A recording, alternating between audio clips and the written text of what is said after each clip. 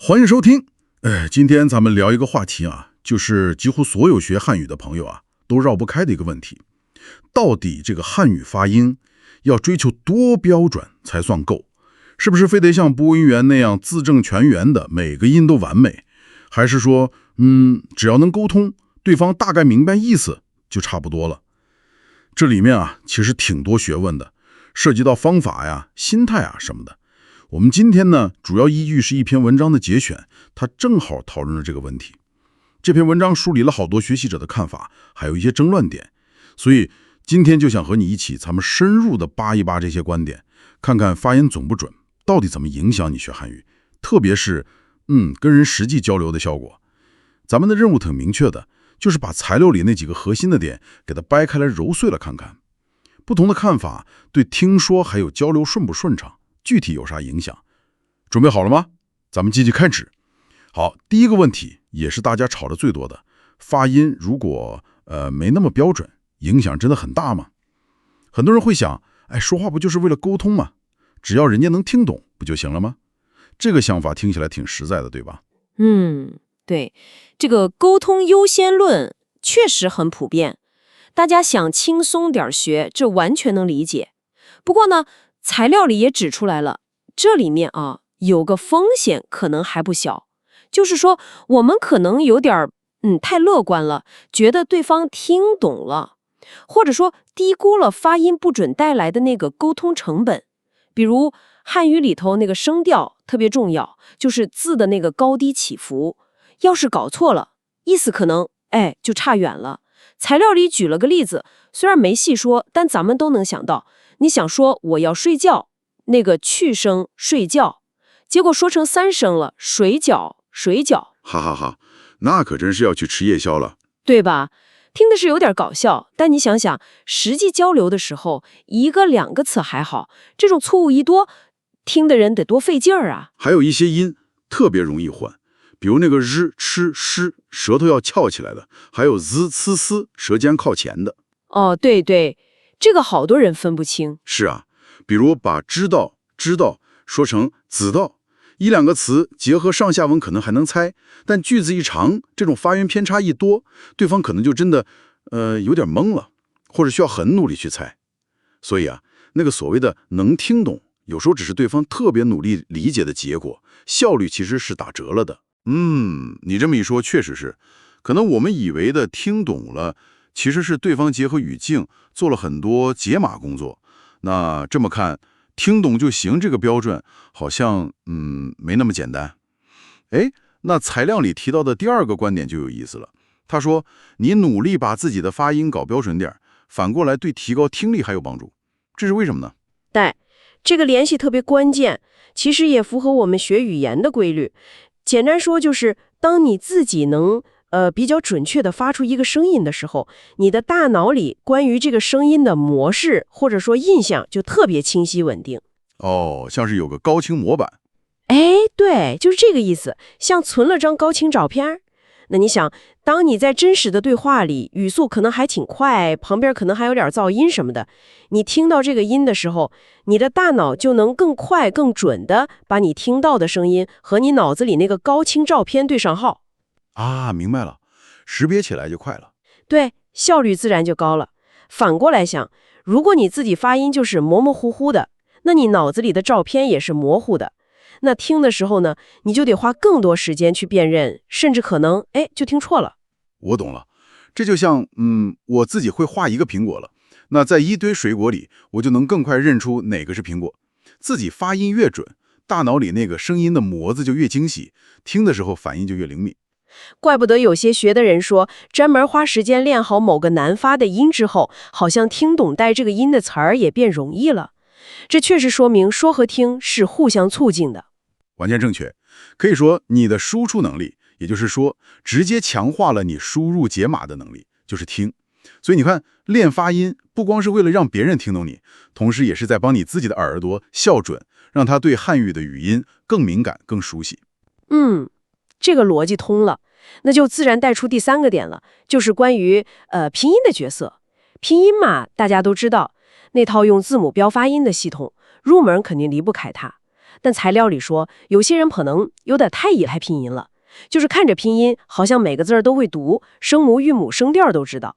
可是，一旦没有拼音了，或者去听一段没字幕的自然说话，就感觉耳朵有点跟不上，不知道那个真事儿是啥样了。对，这个现象太普遍了。拼音绝对是个好工具，没说的，帮我们理解规则、规范起步的发音。但关键是，它本质上还是一套符号，它是对声音的一种记录或者转写。而我们学语言最终要掌握的是那个声音系统本身，对吧？是声音本身。所以这里头就有一个，可以叫做听觉形象和文字形象的竞争。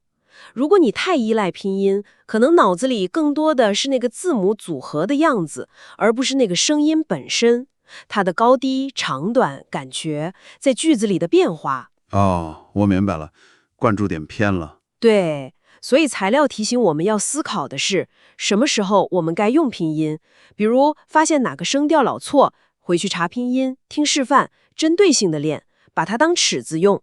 但更重要的是，什么时候我们得有意识的把这个拐杖扔掉，强迫自己的耳朵直接去钻那个自然的说话的声音，去模仿那个语音流，培养对真实声音的直接反应。这个转变很重要。从依赖符号解码到直接处理声音，听觉形象抵抗文字形象，这个说法挺形象的。确实啊，最后还是要用耳朵听，用嘴巴说声音，不是拼写。但这又带出另一个坎儿了，也是材料里谈到的第4点，一个特别普遍的心理障碍，就是怕说错。这种情况可能你也体会挺深的吧？比如啊，你知道自己某个音发的不好，或者声调老跑，心里就嘀咕，哎呀，我说出来肯定不对，别人会不会笑话我，或者听不懂咋办？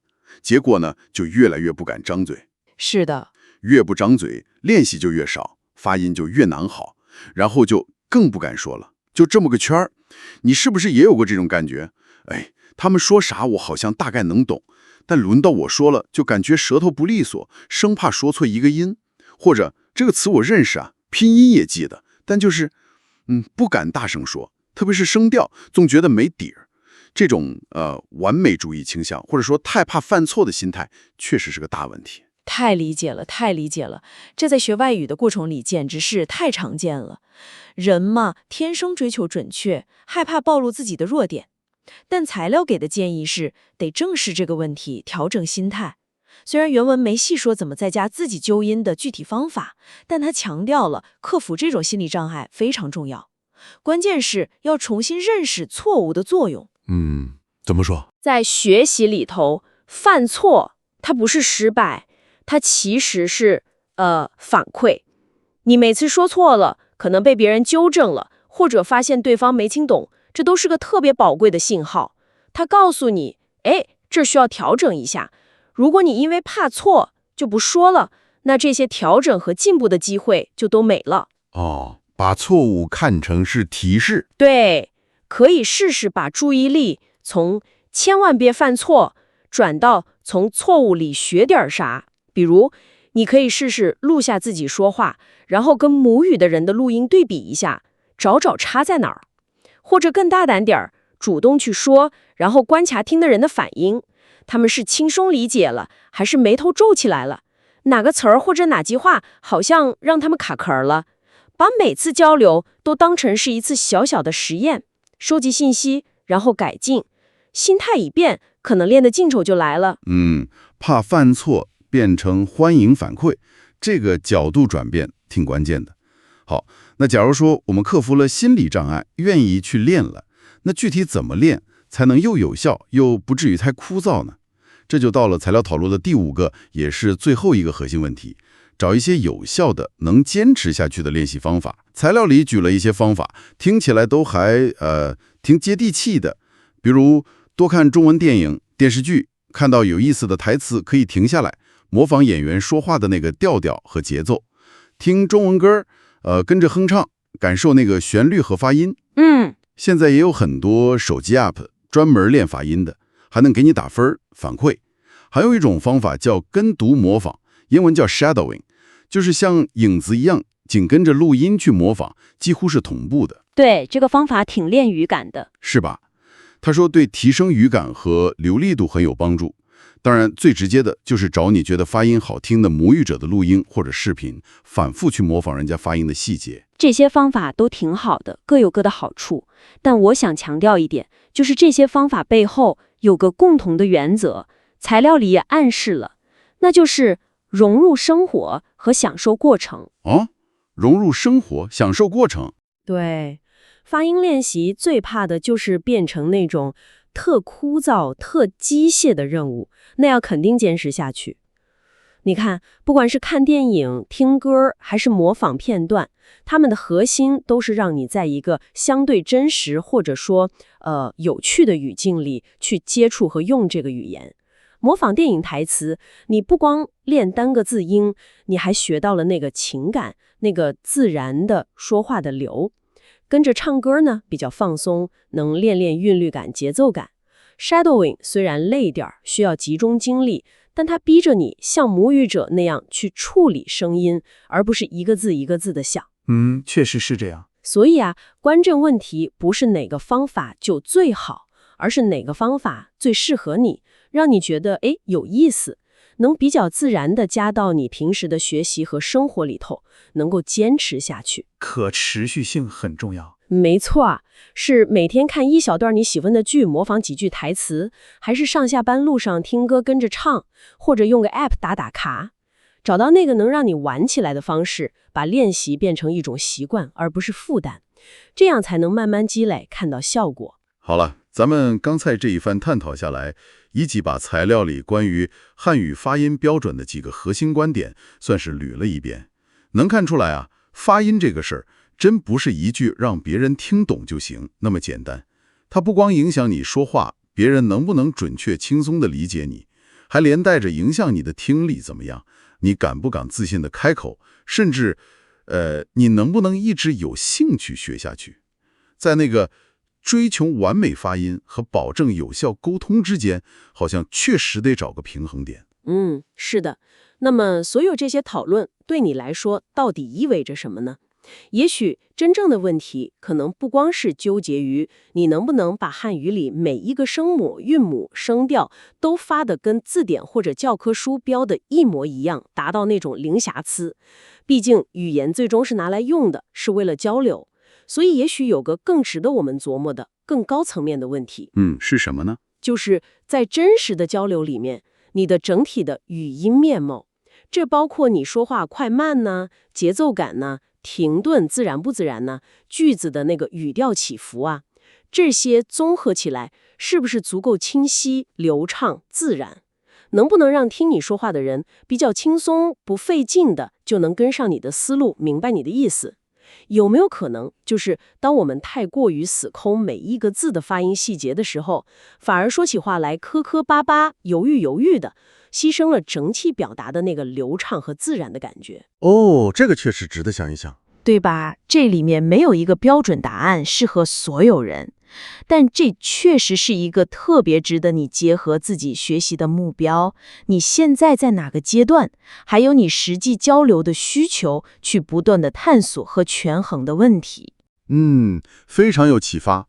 希望咱们这次的探讨能让你对汉语发音的重要性，还有就是怎么看待和设定自己的那个标准，有了一些更深或者说更多角度的思考。最终选择走哪条路，追求什么样的目标，很大程度上还是看你自己想要达到什么样的沟通效果，以及你愿意付出多少努力。好了，非常感谢你的收听，下次再见。